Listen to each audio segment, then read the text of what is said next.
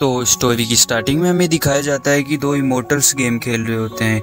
Immortal बताता है कि पिछले कुछ दिनों से उसने आराम नहीं किया है। वो बताता है कि उसने किसी से वादा किया है जो कोई भी स्पेशल अगरबत्ती जलाएगा तो मुझे उसे अपना स्टूडेंट बनाना होगा। पर पिछले 3 साल से जब कोई भी अगरबत्ती जलाता है तो उसे जल्दी से बुझा देता है और मैं जब भी वहाँ जाता हूँ तो मुझे कोई भी नहीं मिलता। अब की बार फिर से कोई अगरबत्ती जलाता है। ये 3 साल में 13वीं बार हुआ है। ली कहता है कि मैं देखता हूँ कि कौन मेरे साथ मजाक कर रहा है। दूसरी तरफ हमें देखने को मिलता है कि जो अगरबत्ती जला रहा होता है वो और कोई नहीं हमारा हीरो बाय है। बाय खुद को समझाता है कि इस बार उसे इसका सामना करना ही होगा क्योंकि वो हर बार वहाँ से भाग जाता है। ये विजुअल इतने खतरनाक होते हैं कि आसमान से बिजली गिर रही होती है और विलेजर्स प्रे कर रहे होते हैं और एक दूसरे से बात कर रहे होते हैं कि ये भाई कितना बेवकूफ़ है। तभी वहाँ का एक बूढ़ा एल्डर बोलता है कि ऐसा मत बोलो, वो भी हमारी फैमिली की तरह है। और दूसरी तरफ बाय सोचता है कि इस बार भी वो फेल हो गया। बट ली कहता है कि ये कोई मजाक नहीं है।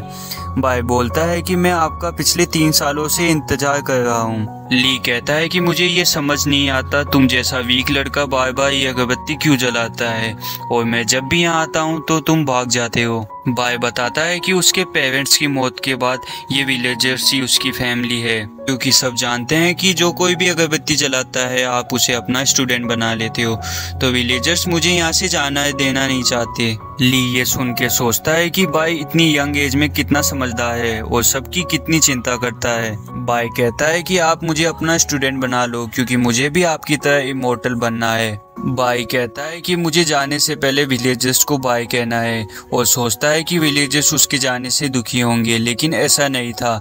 बाय के जाने से विलेजर्स पार्टी कर रहे थे। ली बाय को इमोर्टल सेक्टर ले जाता है ताकि वो वहाँ पे ट्रेनिंग कर सके।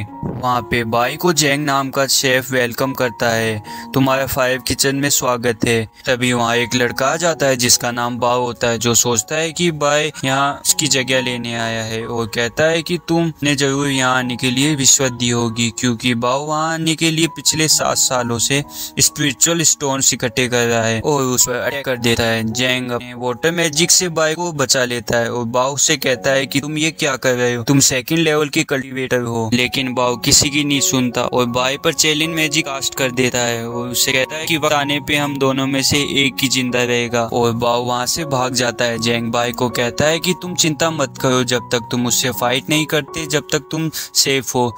फिर जैंग बाय को बताता है कि 5 किचन अपर लेवल एल्डर्स के लिए खाना बनाता है और सारे इंग्रेडिएंट्स स्पिरिचुअल पावर के हैं जो ट्रेनिंग में हेल्प करते हैं। बाय 5 किचन का 9th मेंबर है, इसलिए उसे जैंग डिवाइन इंस्ट्रूमेंटल सिलेक्शन के लिए ले जाता है। बाय सोचता है कि उसे वहाँ कोई बहुत पावरफुल वेपन मिलेगा, लेकिन वहाँ जाने के बाद बाय को शौक लग जाता है क्योंकि वहाँ खाने के बर्तन थे। बाय जैंग को कहता है कि क्या ये सब जरूरी है। जैंग बाय को कहता है कि हाँ ये सब जरूरी है 5 किचन मेंबर बनने के लिए। बाय को एक बर्तन मिलता है, वो सबसे पूछता है कि क्या ये बर्तन ठीक है। सब उसे देखकर हंसने लगते हैं क्योंकि वो जो बर्तन था वो टर्टल शेल जैसी शेप का था। जैंग बाय को बताता है कि 10 कल्टीवेशन लेवल होती है, जितना तुम्हारा लेवल होता है उतना तुम टेक्निक्स पर मास्टर कर सकते हो। इन लेवल्स को कंप्लीट करने को कल्टीवेशन कहते हैं। जब इन 10 लेवल्स को कल्टीवेट कर लोगे तो तुम फाउंडेशन एस्टेब्लिशमेंट लेवल तक पहुंच जाओगे, लेकिन 5 किचन में लेवल 3 तक ही कल्टीवेट किया जा सकता है। तुम्हें हाई लेवल के लिए जाने के लिए आउटर सेक्टर में जाना होगा, लेकिन इन सब में बहुत टाइम लग जाएगा। बाय सोच रहा होता है कि उसे स्ट्रॉन्ग बनना होगा ताकि वो खुद को प्रोटेक्ट कर पाए। बाय को ट्रेनिंग करते वक्त बहुत मुश्किल हो रही होती है। तभी बाय को एक आवाज आती है। बाय सोचता है कि बाव होगा, लेकिन वहाँ कोई नहीं होता। बाय किचन में देखता है तो वहाँ किचन मेंबर्स खाना खा रहे होते हैं जैसे आज उनका ये आखिरी दिन हो। फिर हमें बाहर दिखाया जाता है कि बाव बाहर बाय का इंतजार कर रहा होता है। वो कहता है कि तुम हमेशा किचन के अंदर नहीं रह सकते, जब तुम बाहर आओगे तो मैं तुम्हें मार डालूंगा। फिर हमें किचन में दिखाया जाता है कि बाय कह रहा होता है कि अब मुझसे नहीं और खाया जाएगा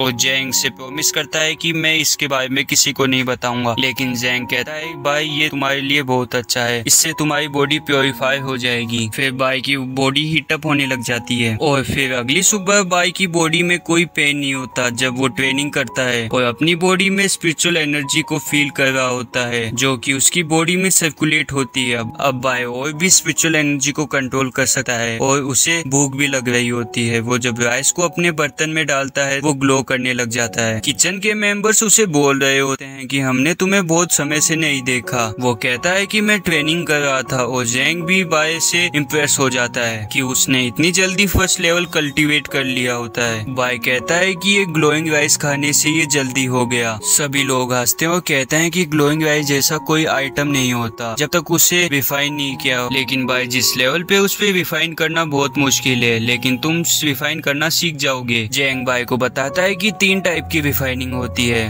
वेपन रिफाइनिंग, वेपन को स्ट्रॉन्ग बनाने के लिए, पोर्शन रिफाइनिंग, उनके फॉर्मूला को इम्प्रूव करने के लिए, और आखिरी स्पिरिचुअल रिफाइनिंग जो कि बहुत रेयर है, इससे बहुत ही कम लोग कर पाते हैं। स्पिरिचुअल रिफाइनिंग के लिए उसे एक आइटम बॉक्स में डाला जाता है। जितनी बार रिफाइनिंग करोगे उसकी पावर उतनी ही बढ़ेगी। रात को बाय सोच रहा होता है कि उसका राइस स्पिरिट रिफाइन है, और अगर ऐसा है तो वो बहुत लकी है और किसी को भी नहीं बताएगा कि उसके पास डिवाइन इंस्ट्रूमेंट है। दूसरी तरफ बाओ बाय का इंतजार कर रहा होता है। बाय कहता है कि बाओ लेवल 2 कल्टीवेटर है और मुझे भी कड़ी ट्रेनिंग करनी होगी ताकि मुझे छुपना ना पड़े। बाय एक्सपेरिमेंट कर रहा होता है और तभी वो देखता है कि उसने अपनी स्वॉर्ड को 2 बार स्पिरिट रिफाइन कर लिया है और बर्तन में से बहुत ज्यादा रोशनी निकलती है और कोई चीज उसके सर में से निकल के उस बर्तन में चल जाती है। वो शॉक हो जाता है। वो देखता है कि उसके कुछ बाल सफेद हो जाते हैं और वो समझ जाता है कि स्पिरिचुअल रिफाइनिंग से उसकी एज कम हो रही है। बाय ने सारी उम्र कोशिश की कि उसकी उम्र लंबी रहे और अच्छी जिंदगी जिए।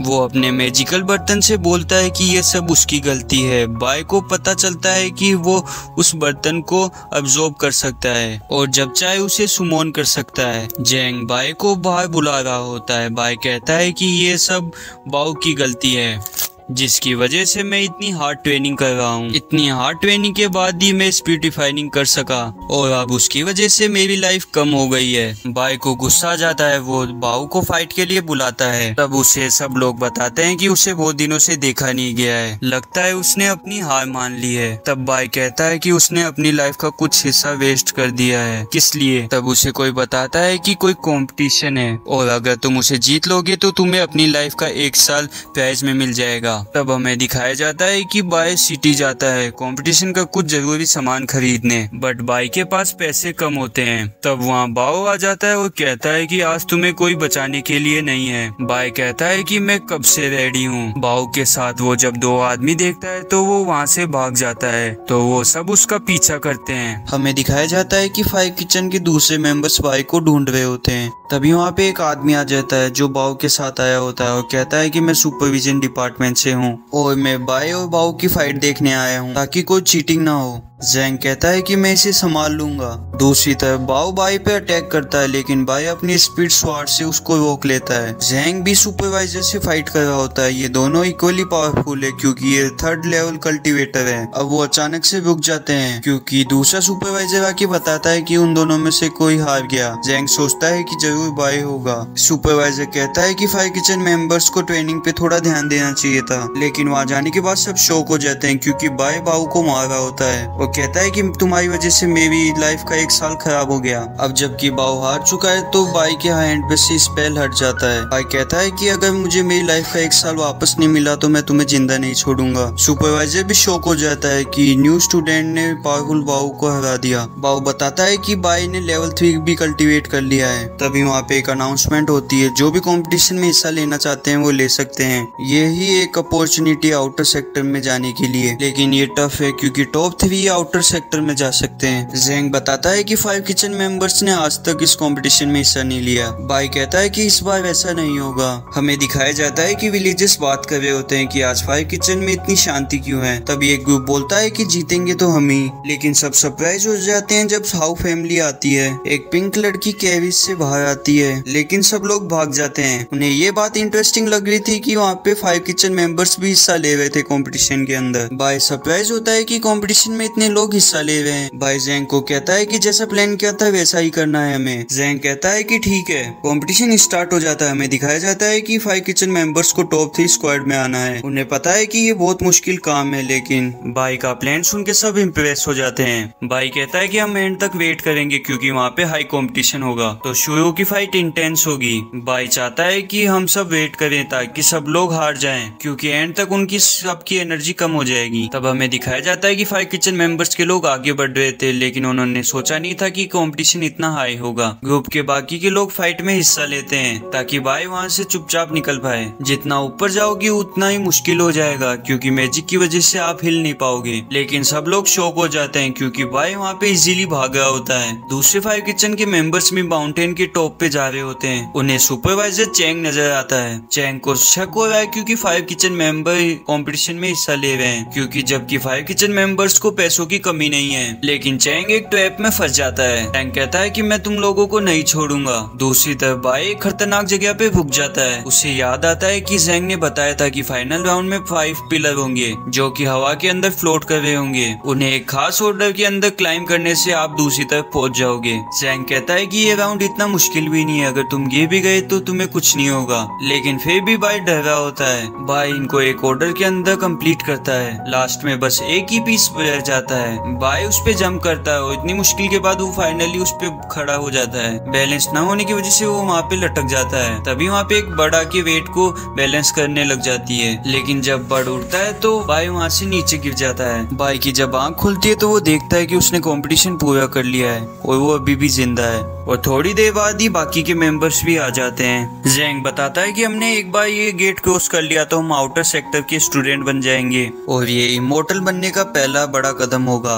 और वहाँ 2 और पार्टिसिपेंट्स आते हैं, लेकिन वो उदास हो जाते हैं क्योंकि वो लेट हो गए। लेकिन भाई सबको सरप्राइज कर देता है और कहता है कि हमारा ग्रुप अभी आउटर सेक्टर में जाने के लिए तैयार नहीं है। भाई कहता है कि मैं अपने 5 किचन मेंबर्स के भाइयों को छोड़ के नहीं जाना चाहता, लेकिन 5 किचन के मेंबर्स ने कंपटीशन के लिए बहुत सैक्रिफाइस किया है, इसलिए मुझे जाना होगा। भाई कहता है कि ये देखो मेरा भाई ये भूख से कितना पतला हो गया है। और जैंग भी उसका साथ देता है और बेहोश होने की एक्टिंग करने लग जाता है। भाई कहता है कि मैं 200 स्पिरिट्स कॉइन का एक स्पोर्ट सेल कर दूंगा। भाई एक इमोशनल स्पीच देता है और कहता है कि ये स्पोर्ट ले जाओ ताकि तुम इमोर्टल बन सको। उनमें से एक पार्टिसिपेंट सोच रहा होता है कि अगर मैं इमोर्टल बन गया तो स्पिरिट स्टोन का क्या करना है, और अपनी सारी सेविंग भाई को दे देता है। लेकिन गेट सुपरवाइजर इन सबको रोक देता है और कहता है कि तुम लोग रूल्स तोड़ रहे हो। लेकिन भाई जब पूछता है कि कौन सा रूल तोड़ा है तो वो शांत हो जाता है। भाई कहता है कि मुझे सारे रूल्स याद है और एक एक करके सारे रूल बताने लगता है। हमें दिखाया जाता है कि एक एक करके घंटे गुजर जाते हैं और अभी तक भाई रूल्स ही बता रहा होता है और पूरे 336 रूल बता देता है।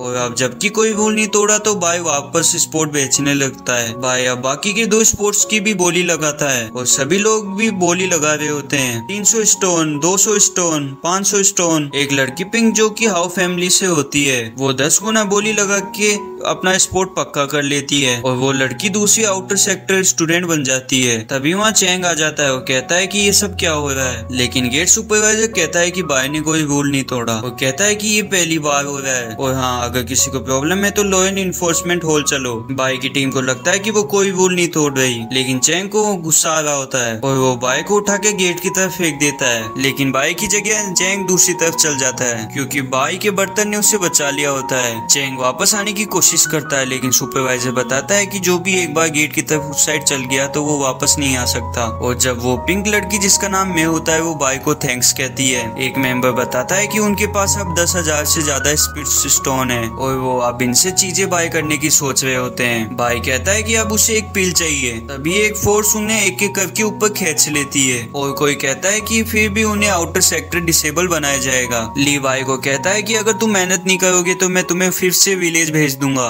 तब वहाँ पे यूनफे नाम का स्टूडेंट भाई को वेलकम करता है। जब भाई को न्यू क्लोथ दिए जाते हैं तो वो उन्हें देखकर इम्प्रेस हो जाता है कि आउटर सेक्टर स्टूडेंट को इतना ज्यादा ट्रीट किया जाता है। यूनफे भाई को कहता है कि उसने ली को इतना ज्यादा गुस्से में पहली बार देखा है। वो कहता है कि भाई तुमने जरूर कोई कोई रूल तोड़ा होगा। बाई कहता है कि ऐसा नहीं है। यूनफे कहता है कि तुम्हें अच्छे से रिएक्ट करना चाहिए क्योंकि तुम अबाउट सेक्टर स्टूडेंट हो। चीफ ली एक अपोथेरी है और 4th सेक्टर में जितने भी चीफ हैं वो उन्हें बेस्ट मानते हैं। बाई इंप्रेस हो जाता है और कहता है कि मुझे लो इंजेक्टिविटी पिल क्रिएट करनी है। यूनफे कहता है कि अगर तुम मेहनत करोगे 1 साल, लो इंजेक्टिविटी पिल जो कि 1 साल लाइफ इंक्रीज करती है वो तुम्हारे बाएं हाथ का खेल होगा। वैसे दाएं का भी हो सकता है। यूनफे बाई को स्पीड विलियन में लेके जाता है और ये 5 किचन से कई गुना बड़ा है। यूनफे बताता है कि बिगिनर्स को पहले बेसिक प्लांट की नॉलेज होनी चाहिए और फिर उसे 10 मॉन्यूमेंट एग्जाम में पास करने होंगे और तब जाकर वो नेक्स्ट लेवल पर मूव कर सकता है। बाय ऊपर पड़े स्क्रॉल्स का पूछता है। यूनफे बताता है कि वो सब सीक्रेट स्क्रॉल है और कहता है कि उनमें इंफॉर्मेशन इनकम्प्लीट है और बताता है कि उन्हें कोई यूज नहीं करता। कुछ दिन बाद लाइब्रेरी में एक बंदा गुस्से में होता है और उसे जो स्क्रॉल चाहिए वो नहीं मिल रहा और वहाँ काम करने वाले को भी याद नहीं है कि कहाँ रखा है। बाय उसे बताता है कि वो स्क्रॉल कहाँ रखा है और वो बहुत खुश होता है। सब लोग बाय से इम्प्रेस हो जाते हैं और स्क्रॉल्स की लोकेशन पूछने लगते हैं। यूनफे को बिलीव नहीं हो रहा क्योंकि बाय को आए कुछ ही हफ्ते हुए हैं और वो इतना सब कैसे जानता है। बाय एक स्क्रॉल की कॉपी मांगता है। वर्कर शॉक हो जाता है क्योंकि बाय अनडाइन स्किन प्रैक्टिस करना चाहता है। वो बताता है कि ये स्क्रॉल इनकम्प्लीट है, जितना नॉलेज है वो उतना भी प्रैक्टिस करना बहुत मुश्किल है। बाय को ऐसा दर्द होगा कि जैसे कोई उसकी हड्डियां तोड़ रहा हो और उसे बहुत भूख लगेगी।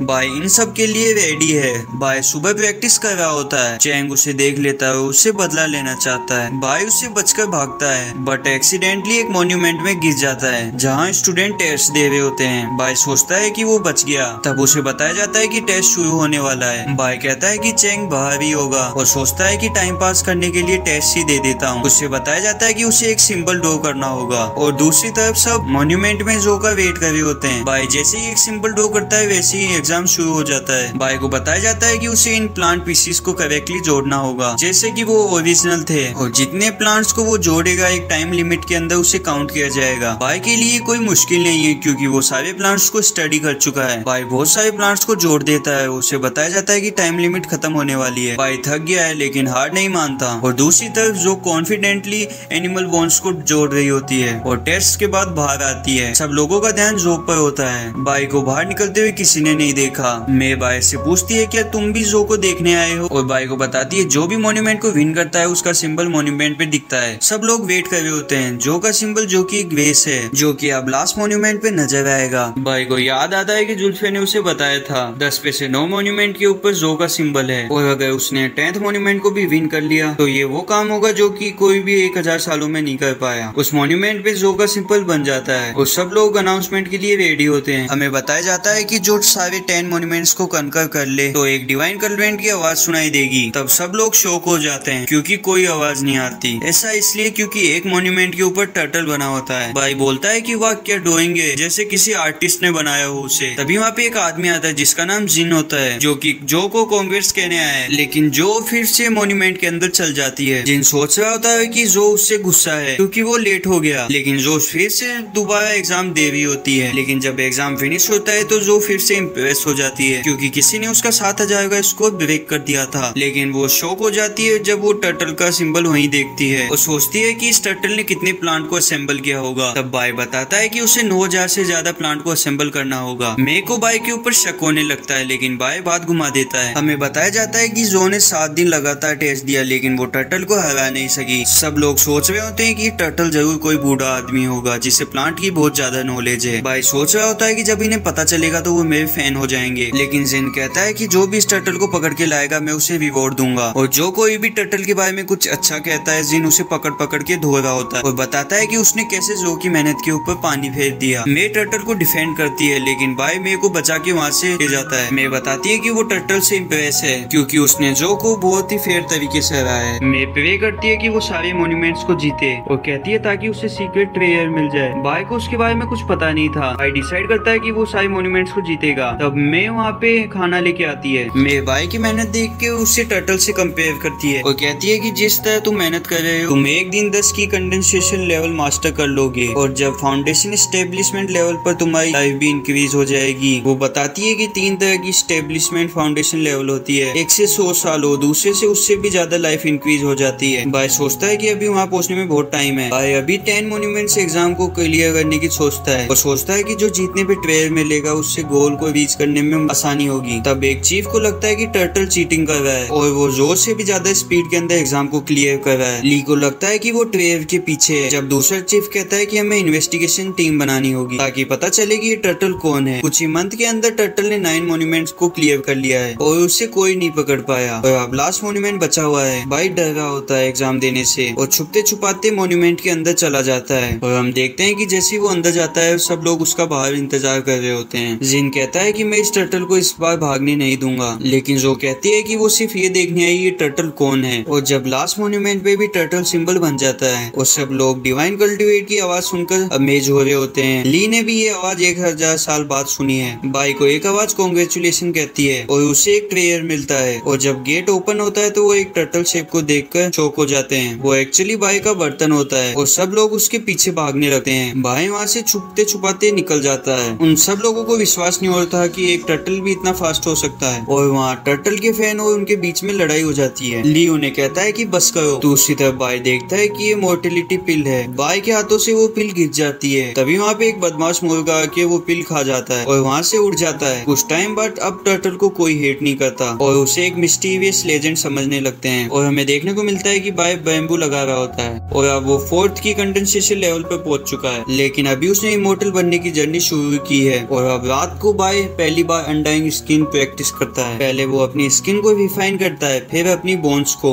जिसके अंदर बोन्स और मसल को बार बार टाइट और लूज करना होगा और ये प्रोसेस बहुत पेनफुल है। और जब बाई की आंख खुलती है तो उसे बहुत ज्यादा भूख लग रही होती है और किसी भी नॉर्मल इंसान को इतनी ज्यादा भूख कभी नहीं लगती। और इस बार उसे उस चिकन पे गुस्सा आ रहा होता है जिसने उसकी मोर्टेलिटी पिल खा ली होती है। बाई डिसाइड करता है कि वो अब सब चिकन से बदला लेगा। बाई एक इंसेक्ट की मदद से उन चिकन्स को पकड़ रहा होता है। सुबह सबको बताया जाता है कि इमोर्टल लीग की सभी चिकन्स चोरी हो रही है और ये कोई आम चिकन्स नहीं है, इनको रेयर मेडिसिन बनाने के लिए यूज किया जाता है। और इस चोर ने एक ही रात के अंदर दर्जनों चिकन्स को चोरी कर लिया है। चीफ ली किसी काम से आउटर सेक्टर से बाहर गए हैं और उन्हें इन सब का कुछ भी नहीं पता। मैं उनकी स्टूडेंट हूँ, मेरा फर्ज है कि मैं उस चोर को पकड़ूं उनकी गैर मौजूदगी में और जो भी मेरी हेल्प करेगा मैं उसे ये प्रोटेक्टिव पेंडल दूंगी। बाई सोचता है कि उससे कोई प्रॉब्लम हो जाएगी। बाई कुछ कहे उससे पहले एक आदमी बताता है कि चोर को कैसे पकड़ा जाए। बाई जो का ट्रस्ट जीतने के लिए चोर की सारी गलतियां बताने लग जाता है। बाई कहता है कि उन्हें एक टीम बनानी चाहिए और एक इमोशनल स्पीच देता है और हम सब उस चोर को मिलकर पकड़ेंगे। जो उसकी स्पीच से इम्प्रेस हो जाती है और उसे टीम लीडर बना के अपना रिबन देती है। बाई सोचता है कि पकड़ने वाला ही चोर हो तो उसे कौन पकड़ सकता है। बाई अगले फार्म के अंदर फिर से चिकन चोरी करने जाता है, लेकिन उसे तभी एक जो की आवाज आती है, ये तुम क्या कर रहे हो। बाई सोचता है कि ली अब उसे विलेज वापस भेज देगा। बाई उससे माफी मांगने वाला होता है, लेकिन वो फार्मर को डांट रही होती है क्योंकि वो सिक्योरिटी के टाइम पे सो रहे होते हैं। बाई जो से कहने लगता है कि उसने पूरी ट्राई की लेकिन वो चोर को नहीं पकड़ पाया और ये सब करते हुए वो इंजर्ड हो गया। बाई कहता है कि ये सब उसकी गलती है, वो टीम लीडर है, उसके होते हुए वो चोर भाग गया। जो कहती है कि इसमें तुम्हारी कोई गलती नहीं है, तुम सीरियस होकर बस मेरी हेल्प कर रही हो। उसे कहती है कि तुम इस पेंडेंट को डिजर्व करते हो और कहती है कि काश सभी स्टूडेंट तुम्हारे जैसे होते। और फिर बाई चोर पकड़ने वाली टीम का लीडर बनके चिकन्स को चोरी कर रहा होता है। तो चिकन की बोन दबाते वक्त कह रहा होता है कि अब यहाँ पे बहुत कमी चिकन बच चुकी है और अब और चिकन के लिए उसे दूसरे सेक्टर में जाना होगा। बाई अपनी ट्रेनिंग को कंटिन्यूअसली प्रैक्टिस कर रहा होता है। जब एक दिन वो चिकन दबाने जा रहा होता है तो उस पर कोई अटैक कर देता है। अब बाई का वेट बढ़ चुका है तो उसकी मूवमेंट भी स्लो हो चुकी है, इसकी वजह से वो अब अटैक को डॉच नहीं कर पा रहा।